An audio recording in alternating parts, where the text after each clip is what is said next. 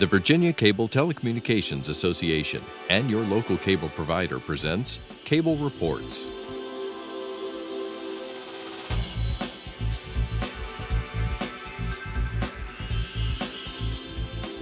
Join us now as Cable Reports brings you up to date on current issues facing the Commonwealth through discussions with your local legislators and other policymakers from across Virginia. From the General Assembly and the City of Richmond, I'm Woody Evans for Cable Reports, brought to you by the Virginia Cable Telecommunications Association and Comcast, connecting Virginians to their government. We're pleased to have two members of the House of Delegates representing Chesterfield. Delegate Riley Ingram, good to see you, sir. Thank you, Woody. It's nice to see you. Delegate Manoli Loupassi, good to see you again, sir. Woody, good seeing you. So we're in, the second week of the 46-day short session of 2017. What's going on here? Things have picked up. I was here last week talking about Richmond City. We had a slow first week, but once all the probably close to 3,000 pieces of legislation are proposed. So we got to get them in the hopper and then start listening to them in committees. So I know a lot of the committees yesterday were here late. I'm sure criminal courts was probably here till 11 last night, working on all the bills that are coming through. So it's picked up quite a bit. We had probably 40 bills yesterday in civil courts that we had to hear, and so we try to get through them as best we can. And Delegate Ingram, I assume things on counties, cities, and towns that you chair are picking up as well. Yes, and Chesterfield County has a new changes in the charter. Most of it is technical changes, but they did want this done. As you know, Woody, Chesterfield now has a new county manager, and he is excellent. He really is. And the other county manager, I saw him last night, and I asked him how he was doing, and he said retirement was wonderful. But anyway, Chesterfield is a very good county. It's well ran. It's just it's a real honor for me to represent the county. They're good. So what about the economy, Delegate Loupassi? Have things changed over the last few years? We're still in a sort of extreme slow growth. The nation is, and Virginia has sort of mirrored that. Because the economy has not grown in the state of Virginia, for instance, as was thought it might, our revenue projections are down. And so what that means from a budgetary standpoint is, to the extent that we don't have the revenues that were predicted, we can't spend the money that was anticipated, which means you've got a hole in your budget. And I think it's right around $1.5 billion. And so that's one of the things, and Riley can speak more to this, but he's on the Appropriations Committee. So Riley's sort of in charge of trying to deal with all this. And so they're going to have to figure out what they're going to cut, how they're going to do it, so that we can, we have to live within our means. We're not the federal government. The state has to pass a balanced budget, and we have to we don't get to borrow money and spend it the way they do in Washington. So we've got to operate that way. So they're going to have to figure out where they're going to cut. Riley? Manoli is exactly right. Here in Virginia, we have to balance the budget. It's not like Washington. We can't go further in debt and print more money. And having said all that, we are working now to try to see what we can do for school teachers, sheriffs, state police, state employees. State employees need a decent increase in pay. State police, state troopers are really hurting. They starting salary. They go in at like $36,000 a year, and they take all the training. And Woody, what costs so much is the training. We spend anywhere from $70,000 to $90,000 training the troopers. They go on the road for maybe 6 months or a year and a half, and then local government is taking them and paying them, $4,000, $5,000 more money, and so they're leaving the state police and going to local, and that's complete opposite of what we have known in the past. It's always been that local sheriff deputies and police officers wanted to go to the state state police because they paid more money, better retirement, in the whole thing. Now that has changed and is completely reversed, where that the localities now paying more than the state of Virginia. And of course, Delegate Loupassi, at one time you were a prosecutor, and so you know the importance of the state police, local law enforcement, in terms of not only stopping crime, but helping prosecutors make cases against criminals. Well, and the other thing, Woody, is you got to understand is you want to attract bright people and qualified people to work in law enforcement. And so to do that, you have to have, I mean, if someone is going to become a police officer, they're not doing it to become rich, but they have to be able to live. We don't want their kids to have to be qualified for free and reduced lunch. That's not a good recipe for public safety. And so that's something that we really have to concentrate on. You know, I went and spoke to some retired FBI agents back in probably about 4 months ago, and that was their preeminent concern, was that the law enforcement, in particular state police, were so massively underpaid. And I immediately, as soon as the meeting was over, I immediately got on the phone and talked with Chris Jones, who's our chairman of appropriations, and he agreed, and they've been working on it, as best they can. The other thing is, and somehow or another, people need to understand, we spend about 40% in public education for K through 12. So out of our budget, we already spend in K through 12. And I met with the teachers yesterday, and that's the thing. We do spend a lot of money in K through 12, but teachers, it's a noble profession, it's a great profession, but for whatever reason, for some reason, our society values them, but we have not. It seems to me that the value that we put in our teachers has not translated into greater pay for them. And I think that's unfortunate, because I really do think we lose potentially a lot of talent to other professions because we don't pay teachers enough. And so, that's something I've been working on, and hopefully that we'll be able to help. And of course, Delegate Ingram, that's one of the disappointments that a lot of teachers have, because apparently the best that's going to happen, assuming revenues don't pick up soon, is a one-time bonus. Yeah, and teachers today, we're short on teachers. There are vacancies all across the state in teachers, and in a lot of cases there are substitute teachers that are teaching because they don't have a regular teacher that has applied for the job that the locality wants to hire for the job. This is a big problem. So many are leaving the teaching profession to go into private because they're making more money, and because they have the education, they have a degree from college, and a lot of them have master's degrees, and so they're going into other fields instead of teaching. But Woody, I don't mind telling you that I would not want to be a teacher today. A teacher and a police officer, to me today, they really are on the front lines, and I think that they should be rewarded accordingly. I really do, and I think that they deserve to be paid, and paid a decent salary to keep them here in Virginia.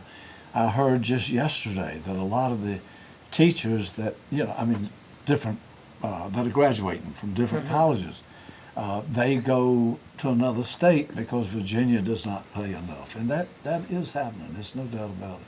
Now, I understand there's a move afoot to allow dual enrollment of high school teachers with not teachers, but students with our community colleges. Dual enrollment, high school students with our community colleges. Oh yeah, yeah, and I don't know where that is in the pipeline, because I'm not on the education committee, but I know we've had periodically over the years those proposals. Now, but there are any number of community colleges that do allow for high schoolers to get different types of educations while they're in high school at the community college. I think this is probably more geared towards trying to get people to do to qualify for like the plumbing and electrical and things of that nature, so they can get more specific training in those types of professions to get them up to speed, so that when they graduate from high school, they have a profession that they can do, and they've gotten the information to how to do these types of things, because we need plumbers, we need electricians, we need automotive folks, and so I think that's the idea, is to get folks involved in that way. Right. And I believe, Educate that way. go ahead. And what is happening now is, in school they're having dual enrollment, but the thing of it is so many of the colleges are not recognizing what has been done, and they're having to take the same courses again. We need to look at that again and look at that and see, what is there and what can we do to improve it. But Manola just mentioned vocational education. I think this is very, very important. Woody, everybody is not college material, okay? In other words, they don't want to go to college, but they can make a real good living, plumber, welding, electrician. In other words, going into a trade. I have a plumber that works for us in our office, and he drives some fine-looking automobiles, and he came up about 6 months ago with a Hummer, and I said, "My gosh, Bill," I said, "that is a good-looking vehicle." He said, "Riley, you paid for it." I said, "Oh," but really, that seriously, it's just fields out there that people can go into, and really make a difference and have a good income for their family and into trades. Really And of course, what I've heard is that, for example, one of those new industries is in cybersecurity. And to the extent that a high school student can gain a certificate, they can make upwards of $80,000 a year as a starting salary now. Yeah. Exactly. And that and computer science, those offer opportunities for people who, like Riley said, maybe otherwise don't want to pursue a 4-year degree, but they have the acumen to do some pretty heady stuff. They just, and so there are all kinds of different ways to make a living and make money. So, and that's all part and parcel of this new Virginia economy, because the state is still dependent upon the largesse of Washington, D.C., unfortunately.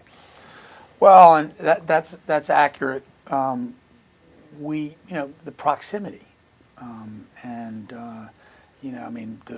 the government is large and has many needs, and so we provide a lot of the services. The military, we have a lot of military contractors here in Virginia.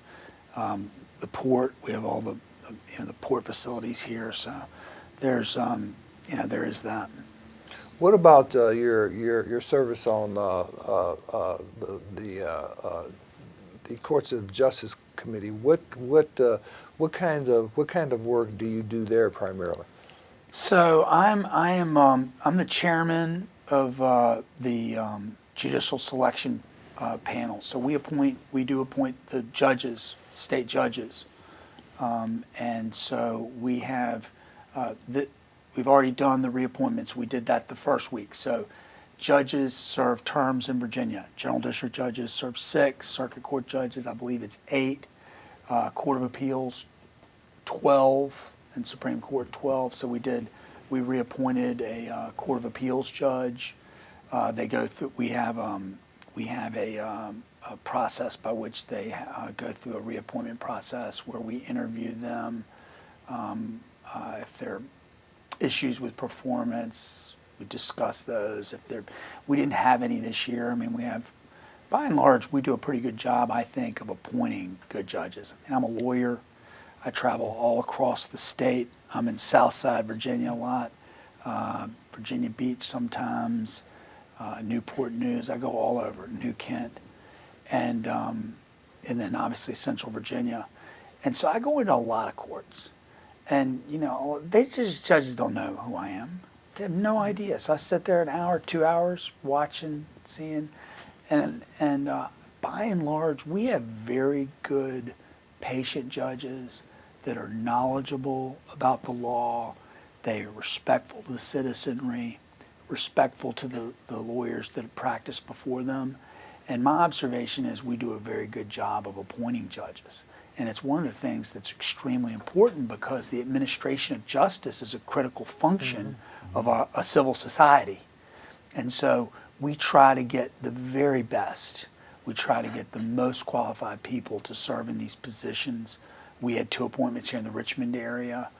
Claire Cardwell, who's going to serve in the General District Court in Richmond City. She was a prosecutor for many years, probably has prosecuted or defended more capital cases than any lawyer in the state of Virginia. Extremely qualified. Very nice person, well thought of by the bench and the bar. We've got another guy, a gentleman, Duncan Minton, who served as a deputy Commonwealth's attorney in Chesterfield for Billy Davenport, and he was just in 2013 voted the best juvenile prosecutor in the state of Virginia, and now he's going to be serving on our bench in Chesterfield in the juvenile bench. So we spend a lot of time trying to get the best, and I think we do an excellent. My observation as a citizen is that we do an excellent job in that way. Go ahead. I was going to say, Manoli has a tough job because when we select a judge, we vote on them, the entire House and the Senate. But a lot of times we have many that are just top notch. So what do we do? Manoli, but we have one that we select.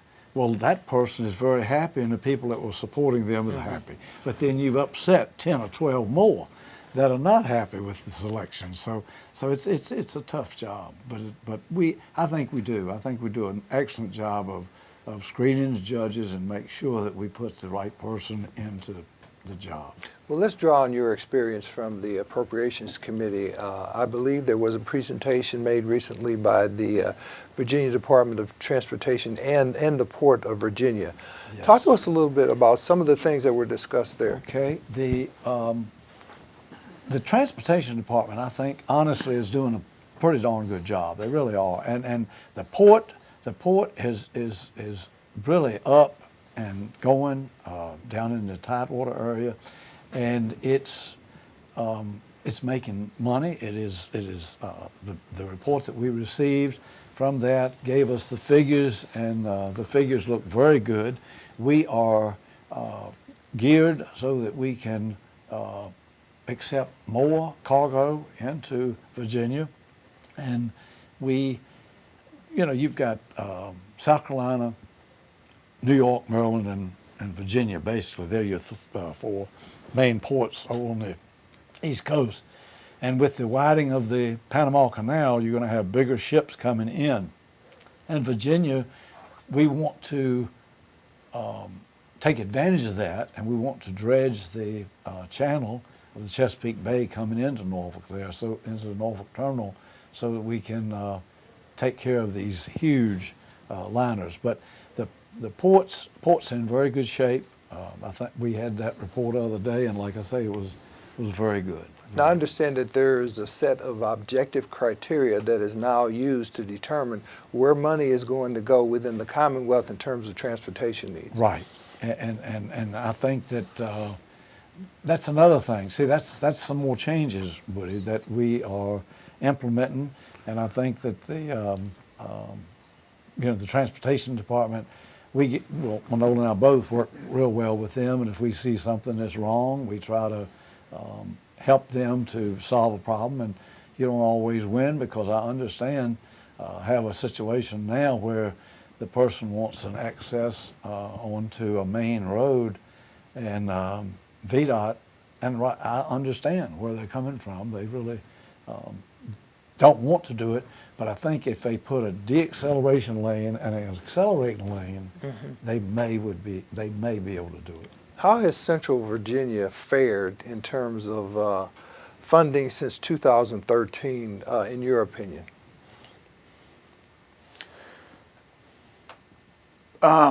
Transportation. Transportation-wise? Yes.